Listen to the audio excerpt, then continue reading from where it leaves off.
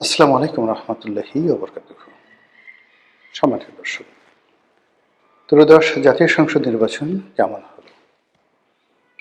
এটা কি পৃথিবীর সেরা নির্বাচন হলো? কিংবা ডক্টর মোহাম্মদ ইউনূস আমাদেরকে যেভাবে তার চাঁদ মুখখানি মানে হাসিতে উদ্ভাসিত করে আমাদেরকে যে স্বপ্ন দেখিয়েছিলেন যে তার অধীন অনুষ্ঠিতব্য নির্বাচনটি হবে পৃথিবীর আগামী ১০০ বছরের মধ্যে সেরা নির্বাচন। আসলে কি সেরকম একটি নির্বাচন হয়েছে? এই বিষয়গুলো নিয়ে আলোচনা করব। আপাত দৃষ্টিতে নির্বাচন অংশগ্রহণমূলক হয়েছে। এ কারণে অংশগ্রহণমূলক বলবো যে আওয়ামী লীগ ছাড়া মোটামুটি সব রাজনৈতিক দলগুলো এখানে অংশগ্রহণ করেছেন। অর্থাৎ জামাতের একাদশ দলীয় জোট, বিএনপির সঙ্গে অন্যান্য জোট এবং আওয়ামী লীগের দোসর জাতীয় পার্টি এই নির্বাচনে অংশগ্রহণ করেছে। কেবলমাত্র আওয়ামী লীগ জাসদের আবার দুটো অংশ, জাসদ যেমন আসম আব্দুর রবের যে শাখাটি তারা অংশগ্রহণ করেছে, কিন্তু জাসদ ইনু, তো ওখানে তো ইনু ভাই ছাড়া আসলে অন্য কোনো নেতা নেই জাসদে, তারা অংশগ্রহণ করেনি। আর ওয়ার্কার্স পার্টি, এটা যে একটি অংশ, বিপ্লবী ওয়ার্কার্স পার্টি বড় অংশটি, সেটি এই নির্বাচনে অংশগ্রহণ করেছে। আর রাশেদ খান মেননের যে ওয়ার্কার্স পার্টি, তারা অংশগ্রহণ করেনি। এর কারণ হলো রাশেদ খান মেনন জেলে, তার স্ত্রীও পলাতক, তার সঙ্গে আরেকজনও ছিলেন ফজলে হোসেন বাদশাহ, তিনি কোথায় আছেন জানি না। তো এনিওয়ে, যেটাই এই নির্বাচনের মাঠে দেখা গেছে যে প্রায় প্রতিটি ভোট কেন্দ্রে আওয়ামী লীগের যারা ভোটার তারা ব্যাপক সংখ্যায় অংশগ্রহণ করেছেন। কিছু কিছু অতি আশ্চর্য ভিডিও ফুটেজ আমাদের সামনে এসেছে, যেখানে ভোটাররা বলার চেষ্টা করেছেন যে আমরা শুনতে পেরেছি বিএনপিকে ভোট দিলে আওয়ামী লীগের উপকার হবে, শেখ হাসিনা দেশে আসতে পারবে, এই জন্য আমরা বিএনপিকে ভোট দিয়েছি। অর্থাৎ বাংলাদেশে যে সকল এলাকাতে কট্টর আওয়ামী লীগের লোকজন, যারা জীবনে নৌকা ছাড়া ভোট দেয় না, নৌকার বিরুদ্ধে যায় না এবং নৌকা না থাকলে ভোট কেন্দ্রে যায় না, তারাও এবার ভোট কেন্দ্রে এসেছে। যদিও তাদের নেত্রী শেখ হাসিনা প্রকাশ্যে ভোট বর্জনের ডাক দিয়েছেন, আর সজীব ওয়াজেদ জয়, সাবেক প্রধানমন্ত্রী তনয়, তিনি নিজেও ভোট বর্জনের ডাক দিয়েছিলেন। কিন্তু সম্ভবত তলে তলে বিএনপির যারা নেতৃবৃন্দ রয়েছেন তাদের সঙ্গে আওয়ামী লীগের কোনো সমঝোতা হয়েছে, অথবা বিএনপির সঙ্গে ভারতের সমঝোতা হয়েছে, অথবা কোনো সমঝোতাই হয়নি। আওয়ামী লীগ মনে করেছে যে একটি পলিটিক্যাল ট্রানজিশন, সেই পলিটিক্যাল ট্রানজিশনে যদি ডক্টর মোহাম্মদ ইউনূসের যে জমানা, সেই জমানা থেকে একটি ভিন্নতর গণতান্ত্রিক পরিবেশে যেতে হয়, তাহলে এই মুহূর্তে বিএনপিকে সাহায্য করার কোনো বিকল্প নেই। যদিও তারা 17টি বছর ধরে বিএনপিকে জাতশত্রু মনে করেছে, বিএনপির প্রতিষ্ঠার পর থেকে তারা নানা রকম প্রোপাগান্ডা ছড়িয়েছে। প্রেসিডেন্ট জিয়াকে তারা বঙ্গবন্ধুর খুনি হিসেবে অভিহিত করেছে। আরও জঘন্যভাবে তারা বলার চেষ্টা করেছে যে জিয়াউর রহমান মুক্তিযোদ্ধা ছিলেন না, তিনি পাকিস্তানের চর ছিলেন, দুর্ঘটনাবশত তিনি মুক্তিযোদ্ধা হয়ে গেছেন। তারা এই কথা বলার চেষ্টা করেছে যে চন্দ্রিম উদ্যানে জিয়াউর রহমান সাহেবের যে মাজার আছে সেখানে আসলে কোনো লাশ নেই। পাবলিককে বেকুব বানানোর জন্যে সেখানে এরশাদ জমানাতে যে নাটক করা হয়েছে সেই নাটক বন্ধ হওয়া উচিত। এজন্য তারা বহুবার চেষ্টা করেছে ওই কবর ভেঙে ওখানে যে কিছু নেই সেটি প্রমাণ করার জন্য, অথবা ওখানে যে কফিন দেওয়া হয়েছে সেই কফিনকে তুলে তারা বগুড়া পাঠিয়ে দিতে চেয়েছে। তো এটি নিয়ে সারা বাংলাদেশে প্রচণ্ড হইচই হয়েছে, সবাই নিষেধ করেছে আওয়ামী লীগকে। অথবা আওয়ামী লীগ এরকম একটা বিষয় যে কবর থেকে লাশ উঠিয়ে অন্য জায়গায় নিয়ে যাবে, এরকম ঘটনা বাংলাদেশে সাধারণত ঘটেনি। তো এই কারণে আসলে তারা শেষ পর্যন্ত এগোয়নি। কিন্তু তারা যে চেষ্টা করেছে এবং জিয়াউর রহমানের চরিত্র নিয়ে, তার লাশ নিয়ে, তার মুক্তিযুদ্ধে নিয়ে যে বিষোদগার করেছে, এটি নজিরবিহীন। এর বাইরে বেগম জিয়া, তারেক রহমান সাহেব, তাদের ব্যক্তিগত চরিত্র, তাদের জীবন, তাদের শিক্ষা দীক্ষা, তাদের চরিত্রর বাইরে অন্য যে সকল গোপন বিষয় রয়েছে একান্ত ব্যক্তিগত, যেগুলো চরিত্রের মধ্যে পড়ে না, সেই বিষয়গুলো নিয়ে পার্লামেন্টে দাঁড়িয়ে স্বয়ং শেখ হাসিনা এবং তার আস্থাভাজন যারা লোকজন রয়েছেন তারা, এবং তাকে যারা ফ্ল্যাটারিং করতে চাইতেন সেই সকল সিনিয়র নেতৃবৃন্দ, মতিয়া চৌধুরীর মতো মানুষ, শেখ সেলিমের মতো মানুষ, তারা তারেক রহমান সাহেব সম্পর্কে, বেগম জিয়া সম্পর্কে যে বক্তব্য দিয়েছেন, সেটা শুনে আপনার মনে হতে পারে যে আওয়ামী লীগ মরে যাবে, ঢেঁড়সের বিষ খাবে, কচুর লতি গলার মধ্যে ঢুকিয়ে দেবে, নাকের মধ্যে ঢুকিয়ে দেবে, এইভাবে তারা মরবে। তারা মহিষের শিং নিজেদের পেটের মধ্যে ঢুকিয়ে দেবে, রক্তাক্ত করে তারপরে আত্মহত্যা করবে, কিন্তু তবুও তারা বিএনপির সঙ্গে সমঝোতা করবে না। ওই ক্ষমতার দাম্ভিকতার কারণে এরকম মনে হতো। আমি কয়েকবার বলেছিও যে আসলে বিএনপির সঙ্গে আওয়ামী লীগের সমঝোতা হবে না, কিন্তু এইবার যেটা দেখলাম সেটা হলো যে আওয়ামী লীগের লোকজন বিএনপির ব্যাপারে যথেষ্ট সফট ছিলেন, এবং বিএনপির বিজয়ের পরে কলকাতাতে ভীষণ রকম মিষ্টি বিতরণ হয়েছে। এটা হলো বাস্তব অবস্থা। তো এই বিষয়গুলো রাজনীতিতে একেবারে যাকে বলা হয় নতুন ঘটনা। আর অন্যদিকে বিএনপি যারা বিজয়ী হয়েছে তারা আওয়ামী লীগের ব্যাপারে অনেক নমনীয়, অনেকগুলো কথা তারা বলতে পারতেন কিন্তু সেই কথাগুলো তারা বলছেন না, অনেকগুলো কাজ তারা করতে পারতেন গত কয়েকদিনে, বিজয়ের পর তারা সেই কাজ করছেন না। এটা মিনিমাম এবং একটা মিনিমাইজ, এরই মধ্যে তারা থাকতে চাচ্ছেন। যাই হোক, এরই মধ্যে নির্বাচন নিয়ে যে প্রশ্ন, যে সত্যিকার অর্থে কি ওরকম একটা ভালো নির্বাচন হলো, নাকি ম্যাটিকুলাস ডিজাইনের একটি নির্বাচন হলো, অংশগ্রহণমূলক শান্তিপূর্ণ একটি নির্বাচন হলো, নাকি ইতিহাসের সবচেয়ে জঘন্য যে ভোট ইঞ্জিনিয়ারিং, সেই ভোট ইঞ্জিনিয়ারিংয়ের একটা মহড়া হয়ে গেল। এই মুহূর্তে কনক্রিট কোনো কথাই ব্যাপারে বলা যাবে না, তবে যথেষ্ট প্রশ্ন উত্থাপিত হচ্ছে। প্রথমত হলো যে ভোটের হিসাব মিলছে না, আসনের হিসাব মিলছে না। যারা নির্বাচিত হয়েছেন তাদের ভাবসাব দেখে মনে হয় না যে তারা নির্বাচিত হয়েছেন।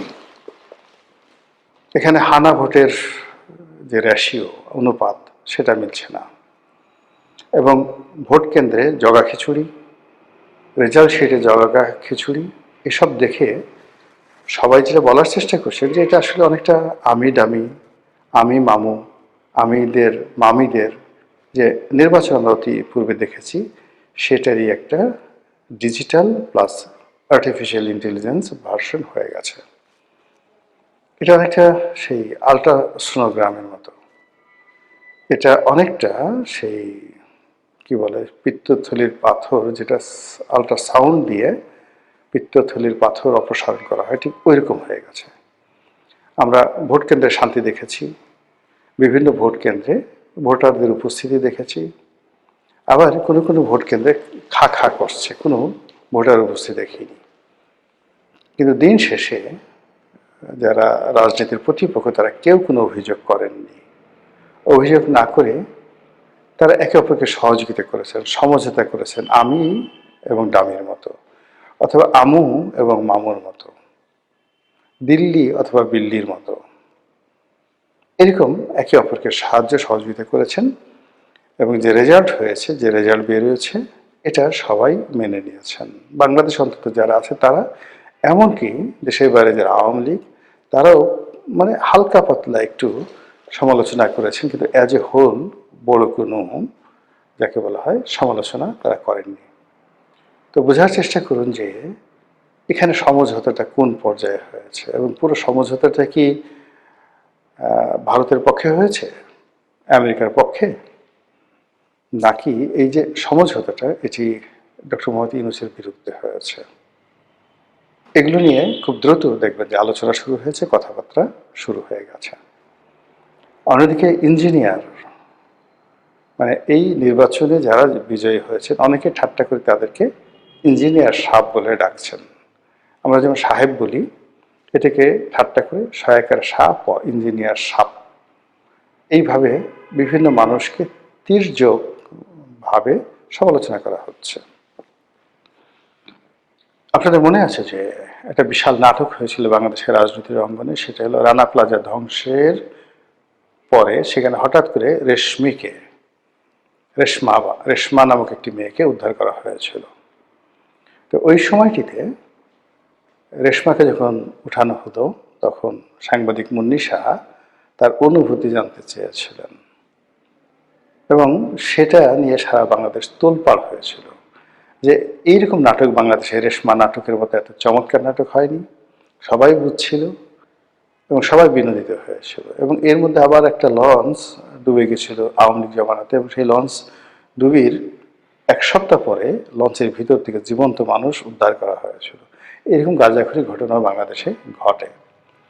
কাজেই ভোটের ময়দানে কত বড় গাঁজাখুরি ঘটনা ঘটতে পারে, কত বড় ইঞ্জিনিয়ারিং হতে পারে, কত বড় বদমাইশি হতে পারে, মুনাফিক হতে পারে, এ সকল নিয়ে যেভাবে মানুষের সংখ্যা রয়েছে, আবার একই সঙ্গে ধরুন ভালো একটা নির্বাচন যে বাংলাদেশে হতে পারে এটা নিয়েও কিন্তু প্রশংসা হয়ে গেছে। কিন্তু এর সব কিছুর মূলে বেলটা নাড়া দিয়ে গেছে বাংলাদেশের যে প্রথিতযশা আলোচিত সাংবাদিক খালিদ মহিউদ্দিন, ইন্ডিপেন্ডেন্ট টেলিভিশনের সেই বিখ্যাত সাংবাদিক যিনি ডয়েস ভ্যালের জার্মান অফিসে বসে খালিদ মহিউদ্দিন জানতে চায় অনুষ্ঠানের মাধ্যমে ডয়েস ভ্যালিকে সারা বাংলাদেশে বাংলাভাষীদের কাছে পরিচিত করেছেন এবং একটি talk show, online talk show, এটা মূলধারার গণমাধ্যম 10টা গণমাধ্যম একত্র করলেও যে গুরুত্ব বহন করে তার চেয়ে বেশি গুরুত্ব বহন করত জনাব খালিদ মহিউদ্দিনের সেই ডয়েস ভ্যালের সেই টক শোটি।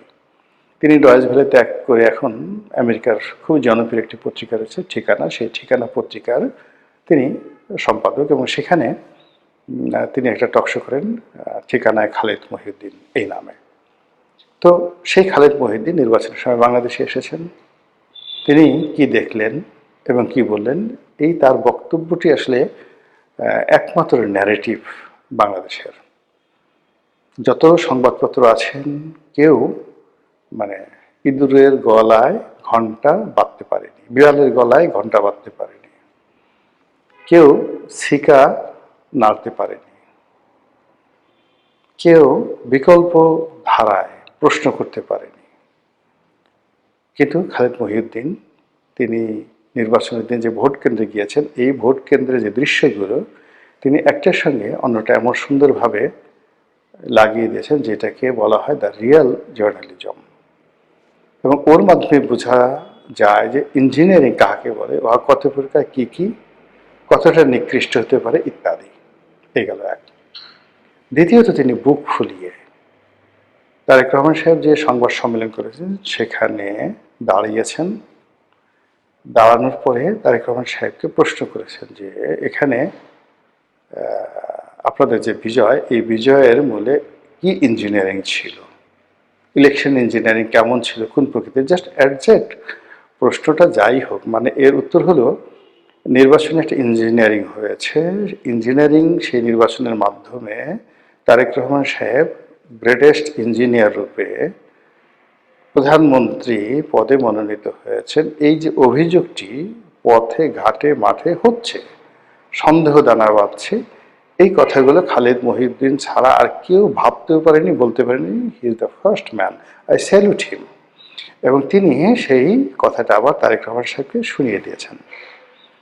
তারেক রহমান সাহেব একটা উত্তর দিয়েছেন, এটি না আমি কিছু বলবো না, তার যারা সমর্থক তারা সবাই বলার চেষ্টা করছেন মারহাবা মারহাবা, সুবহানাল্লাহ, আহলান শাহলান। তো এই কথাগুলো বলছেন যা হয় ক্ষমতাধরদেরকে নিয়ে, কিন্তু সর্বনাশ যা হওয়ার সেটা হয়ে গেছে ওই একটা প্রশ্নে। দ্বিতীয়ত, প্রশ্ন করার আগে তিনি যে সার্কোজি করেছেন জনাব খালিদ মহিউদ্দিন, তিনি যে বডি ল্যাঙ্গুয়েজ প্রদর্শন করেছেন নিশ্চয়ই ইউনিক। তিনি হেসেছেন, মানে একেবারে শিশুর মতো হাসার চেষ্টা করেছেন, মনে হয় যেন তিনি কিছু বুঝেন না। তারপর তিনি অভয় চেয়েছেন, আপনি যদি অভয় দেন, আমি বলি মহারাজ, এটা রীতিমতো টিটকারি করা, ঠাট্টা করা। এটা ভবিষ্যৎ প্রধানমন্ত্রীকে ঠাট্টা করা নয়। অতীতে তারেক রহমান সাহেবের অধীনে যখন হাওয়া ভবন ছিল, ঠিক ওই সময়টিতে সাংবাদিকতা করতে গিয়ে যারা বিপদে পড়েছেন, অনেকে জানেন যে এটিএন নিউজে একবার একটা নিউজ ছাপা হয়েছিল, সেই অফিস তছনছ করে দেওয়া হয়েছিল।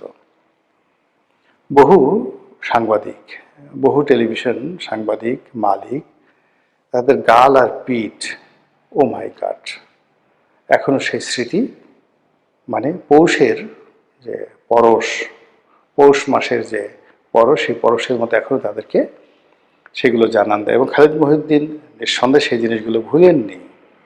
না ভুলার কারণে তিনি সেই যে অতীতের যে ধারাবাহিকতা থেকে সামনে এনে তিনি টিটকারি করেছেন, মস্কারা করেছেন, সার্কোজি করেছেন যে যদি অভয় দেন তো বলি। তো অভয় দিয়েন বলি, এই জন্য তিনি আর অপেক্ষা করেন। এই কথাটা বলে মূলত তারেক রহমান সাহেবের উপর একটা বোঝা চাপিয়ে দিয়েছেন যে you are the man, dash dash dash, আপনার সামনে কথা বলতে অভয়ের দরকার আছে। তারপরে তার অনুমতি ছাড়াই তিনি অভয় চেয়েছেন বটে, কিন্তু অনুমতির জন্য তিনি অপেক্ষা করেননি, অভয়ের জন্য অপেক্ষা করেননি, তিনি ফটাফট তার প্রশ্নটা করে বসেছেন। এখন এটা নিয়ে কোনো প্রশ্ন হচ্ছে না, কিন্তু খালিদ মহিউদ্দিনের এই হাসি এবং তার এই প্রশ্ন বাংলাদেশে ইতিহাস হয়ে থাকবে। আমি খালিদ মহিউদ্দিনকে নিয়ে একটা, যাকে বলা হয়, স্ট্যাটাস দিয়েছি। তো ইট ওয়াজ পজিটিভ, যে মানুষ এত সুন্দর করে হাসতে পারে, পজিটিভ, যেটা খালিদ মহিউদ্দিনকে না দেখলে আমি বুঝতে পারতাম না। কিন্তু মানুষ মনে করছে যে আমি খালিদ মহিউদ্দিনকে টিটকারি করছি বা তাকে আমি ই করছি, ফলে দ্বিধা আসছে নেগেটিভ মনে করে।